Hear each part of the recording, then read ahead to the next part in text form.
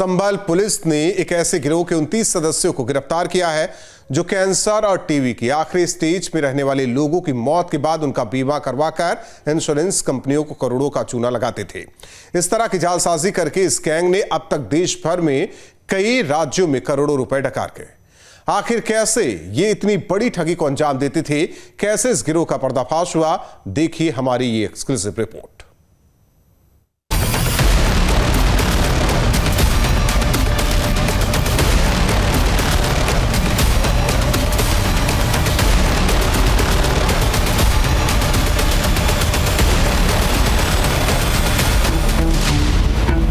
संभल police के शिकंजे में आए ये ऐसे जालसाज गिरोह के सदस्य हैं जो कैंसर या फिर किसी और लाइलाज बीमारी से मरने वाले लोगों के फर्जी दस्तावेज बनाकर उनका बीमा करवाते थे और फिर इंश्योरेंस कंपनी से लाखों की ठगी को अंजाम देकर अपनी जेब भर रहे थे। इस गैंग का नेटवर्क जम्मू कश्मीर को छोड़कर देश के सभी राज्यों में सक्रिय है। इस गैंग के सदस्यों ने मरणासन्न व्यक्तियों की फर्जी बीमा पॉलिसी करवाकर अब तक करोड़ों की ठगी को अंजाम दिया है। संभल पुलिस ने एक ऐसे गैंग का खुलासा किया है जो मरणासन स्थिति में रहने वाले लोगों का इंश्योरेंस कराकर उसका पैसा हड़प लिया करते थे। पुलिस ने शुरुआती तौर पर 2 लोगों को गिरफ्तार किया और इन दोनों के पास से भारी मात्रा में चेकबुक, डेबिट कार्ड और जो पासबुक हैं वो मिली। ये तमाम डेबिट कार्ड और पासबुक के बारे में जब पुलिस ने जानकारी शुरू की तो पता चला पकड़ा गया व्यक्ति इस गैंग का सरगना है। इस शातिर गैंग का सरगना ओंकारेश्वर मिश्रा देश भर में अपना नेटवर्क चला रहा था, जिसने देश भर के कई राज्यों में अब तक कई बड़ी बड़ी कंपनियों को करोड़ों का चूना लगाया है। साथ ही सैकड़ों गरीब लोग इस गैंग के जाल में फंसकर धोखाधड़ी के शिकार हो चुके हैं। गिरफ्तार लोगों में स्वास्थ्य सेवाओं से जुड़ी आशा वर्कर, बैंक मैनेजर, आधार कार्ड बनाने वाले, फर्जी पासपोर्ट बनाने वाले, बैंक की KYC करने वाले, इंश्योरेंस कंपनी से जुड़े लोग भी शामिल हैं।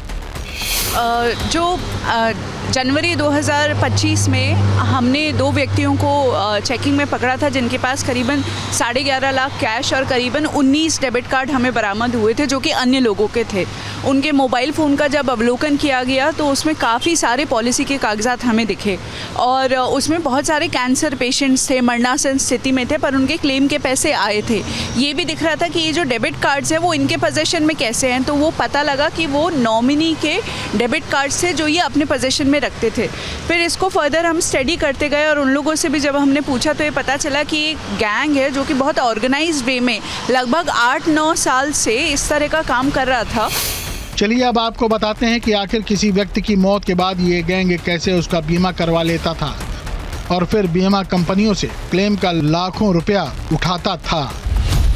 दरअसल सबसे पहले ये गैंग ऐसे गरीब परिवार की पहचान करता था जिसमें कोई सदस्य कैंसर और किसी लाइलाज बीमारी से ग्रसित हो, साथ ही जो बीमारी की वजह से मरने की स्थिति में रहते थे या परिवार में हाल ही में किसी व्यक्ति की मौत हो चुकी होती थी।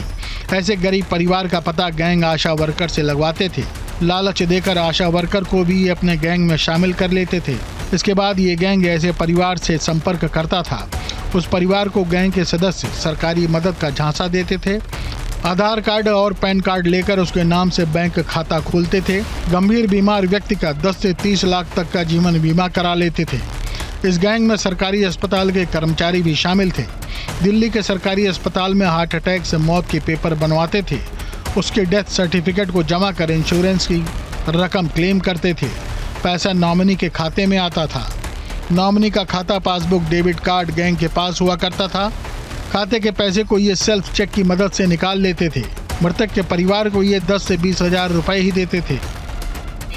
कि वो जो मरणासन व्यक्ति है जो मर चुके हैं, दोनों तरीके के लोग, उन लोगों का बीमा कराएगा। अधिकतर ये काफ़ी गरीब और अशिक्षित लोगों को टारगेट करते थे ताकि उन लोगों को, क्योंकि ज़्यादा जानकारी नहीं होती थी, उन्हें कहा जाता था कि आपको हम एक स्कीम के अंतर्गत थोड़ा पैसा दिला देंगे क्योंकि आपकी गरीबी है, आपके व्यक्ति को कैंसर हुआ है, तो आपको क्या करना है, अपना आधार देना है, पैन देना है, कुछ डॉक्यूमेंट जहाँ हम बताएंगे वहाँ साइन करना है।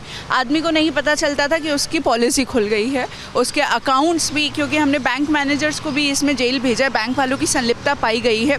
बिना नॉमिनी नॉमिनी और लाइफ एश्योर्ड की जानकारी के उन लोगों ने बैंक अकाउंट खोल दिए। आदमी के मरने के बाद उसका मृत्यु प्रमाण पत्र घर वालों से ही लेके, और वो सारी बीमारी के कागज़ भी ले लेते थे कि ये आपके सरकारी स्कीम के तहत बेनिफिट दिलाने में काम आएगा। तो सारे कागज़ लेके फिर उनका डेथ क्लेम के लिए अप्लाई करते थे, और जब पैसा आता था ये पूरा पैसा अपने पास ही रख लेते थे, क्योंकि नॉमिनी को ये तक नहीं पता कि उसका खाता कहाँ खुला है। जब हम लोगों ने इसकी गहनता से जांच करी तो ये पाया, और बाद में और लोगों की गिरफ्तारियां करी, तो उनके पास से हमें गुजरात से लेके असम तक करीब सैकड़ों लोगों के हमें वो जो है पासबुक्स बरामद हुई, डेबिट कार्ड, आधार कार्ड, पैन कार्ड, काफ़ी सारा डेटा। तो ये बहुत बड़ा नेटवर्क है जिसके अंदर ग्रास रूट लेवल पे कहें तो आशा कर्मी, कुछ बैंक्स, कुछ हॉस्पिटल्स, इन सब लोगों की संलिप्तता दिखाई दे रही है। इस गैंग से जुड़े लोग असम, गुजरात, उत्तर प्रदेश, उत्तराखंड, हिमाचल प्रदेश, महाराष्ट्र समेत देश के तमाम हिस्सों में इस काले कारोबार के सहारे पिछले कई सालों से करोड़ों के बारे न्यारे कर रहे थे। इस गैंग के तकरीबन 25 लोगों को पुलिस ने गिरफ्तार किया है। पकड़े गए लोगों में बैंक के मैनेजर, इंश्योरेंस कंपनी में काम करने वाले लोग, आधार कार्ड बनाने वाले लोग, या तमाम जो दस्तावेज बनाने वाले लोग हैं, ऐसे तमाम लोग शामिल किए गए और सभी लोगों का कमीशन सेट कर लिया करते थे और लगातार लोगों के साथ ठगी करने के इस कारोबार को कर रहे थे। बुलंदशहर, संभल सहित कई जगहों के अभी तक पुलिस ने इस मामले में खुलासा किया है। जिन परिवारों के व्यक्ति उन्हें छोड़कर चले गए, उनके नाम पर पैसे कमाने वाले इस गिरोह के अब तक 29 लोगों को पुलिस ने गिरफ्तार कर लिया। पुलिस अधिकारियों का कहना है कि पूरे देश में फैले इस नेटवर्क के सैकड़ों लोग अभी गिरफ्तार करने और बाकी हैं। संभल पुलिस ने इस गैंग से जुड़े 4 ऐसे आरोपियों को भी गिरफ्तार कर सलाखों के पीछे भेजा है, जो फर्जी जन्म प्रमाण पत्र और पासपोर्ट बनाकर आधार कार्ड में उम्र कम करते थे, ताकि किसी व्यक्ति का आसानी से जीवन बीमा कराया जा सके और क्लेम लेने में कोई परेशानी न हो। पॉलिसी वाले में हम लोगों ने 25 लोगों का अरेस्ट अभी तक किया है टोटल, और उसमें हर तरह के लोग हैं, मोबाइल सिम इशू करने वाले, आशा वर्कर, बैंक मैनेजर्स, इन्वेस्टिगेटर्स, दलाल, सभी लोगों को। इसमें हम लोगों ने 4 लोगों को अभी तक गिरफ्तार करके भेजा है। कई लोगों की गिरफ्तारी इसमें होना शेष है। पकड़े गए गैंग के पास आधार कार्ड के सभी उपकरण मिले हैं। गैंग का आधार कार्ड कर्मचारी की आईडी, फिंगरप्रिंट का इस्तेमाल करता था। आधार कार्ड कर्मचारी की भी गैंग से मिलीभगत सामने आई है। आरोपियों के पास से आर्टिफिशियल फिंगरप्रिंट भी मिले हुए हैं। साथ ही फर्जी आईरिस सिस्टम का सेटअप भी बरामद हुआ है। एक ऐसे गिरोह को जेल भेजा है। ये बदायूं और अमरोहा के रहने वाले थे जो गिरोह के व्यक्ति थे। तो ये लोग क्या करते थे कि कोई भी व्यक्ति ऑन डिमांड अपना आधार में अगर कोई परिवर्तन कराना चाहता है, जो कि मान लीजिए लीगली पॉसिबल नहीं है, जैसे कि मैं अपनी उम्र 10 साल कम कराना चाहूँ, लीगली तो ये पॉसिबल है नहीं, ये लोग उसको 2-3 हज़ार रुपये, 4 हज़ार रुपये लेके कर देते थे। और ये लोग इस तरीके से करते थे कि इन लोगों ने कुछ पोर्टल्स डिज़ाइन कर रखे हैं जो एकदम आधार की तरह दिखते हैं। बेसिकली वो फॉर्म्स हैं, उसके ऊपर जो चेंज कराना चाहता है उसकी सारी डिटेल्स ले लेते हैं गांव-गांव में ही जाके। अब नॉर्मली अगर आपको चेंज कराना है तो आपको आधार सेंटर पे जाना होगा, अपना फिंगर इम्प्रेशन देना होगा, अपना डॉक्यूमेंट देना होगा, ये सारी चीज़ें करनी पड़ती हैं। परंतु ये लोग क्या करते थे कि आपको कहीं नहीं जाना है, आपका घर बैठे हो जाएगा। कैसे? एक पोर्टल डिज़ाइन किया, वो फॉर्म की तरह उस पर सारी डिटेल्स ले ली, तभी फिंगरप्रिंट ये ले लेते थे। और इन्होंने ऐसे डिवाइसेस बनाए थे मॉडिफाई करके, जो कि इमेजेस में से भी फिंगरप्रिंट कैप्चर कर लेते हैं और वो ऐसे लगेगा कि जैसे आदमी ने खुद आके अंगूठा लगाया है।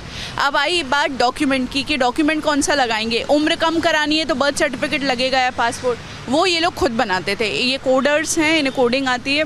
इन लोगों ने बर्थ सर्टिफिकेट ये लोग अपने खुद ही बना लेते हैं। ये लोग इनको लगा बर्थ सर्टिफिकेट से उम्र कम नहीं हो रही है, आधार फ्लैग कर दे रहा है, तो ये लोग पासपोर्ट बना के डालने लग गए। तो इस तरीके से पूरा फर्जीवाड़ा कर रहे थे। और ये तब तक नहीं कर सकते थे जब तक इनके पास किसी अधिकृत आधार ऑपरेटर की आईडी ना हो। तो उसके लिए भी इन्होंने जुगाड़ लगाया था। ये सिस्टम्स को आधार ऑपरेटर के साथ साठगांठ कर लो, लालच दे लो, या धोखाधड़ी से उसका सिस्टम को एक्सेस करते थे। इस तरह से गरीब और कम पढ़े लिखे लोगों को अपना हथियार बनाकर ये गिरोह पिछले करीब 9 सालों से उनके नाम पर फर्जी बीमा कर इंश्योरेंस कंपनी को करोड़ों का चूना लगा रहे थे। आशा कर्मी का रोल इस तरीके से था क्योंकि आशा कर्मी को तो ही पहला इंसान है जिसे पता चलेगा कि गांव में कौन व्यक्ति बीमार है, किसको कैंसर हुआ है, कौन मरने वाला है, किसकी पॉलिसी हम करा सकते हैं। आशा कर्मी या फिर CHC के जो लोग होते थे, यही लोग इनके इन्फॉर्मर थे। यही बताते थे कि गांव में एक और टारगेट हमारा रेडी है, इसको अगर हम लोग बेवकूफ़ बनाएं तो इसके नाम पे पॉलिसी करा के हम पैसा ले लेंगे।